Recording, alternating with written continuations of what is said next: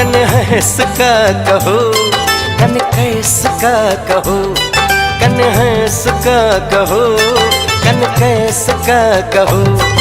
बता दियो ने सबके बेकार डरे छी है ये सच। प्रणाम, नमस्कार, मैं उदित नारायण जी। मुझे खुशी है कि हिंद पोस्ट मीडिया और प्रदीप झा जी भारत रत्न श्री अटल बिहारी वाजपेयी जी के सम्मान में अटल मिथिला सम्मान का आयोजन कर रहे हैं।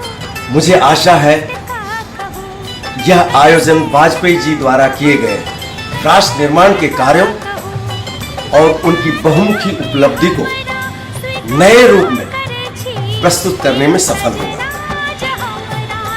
इस कार्यक्रम के लिए मेरी शुभकामनाएं।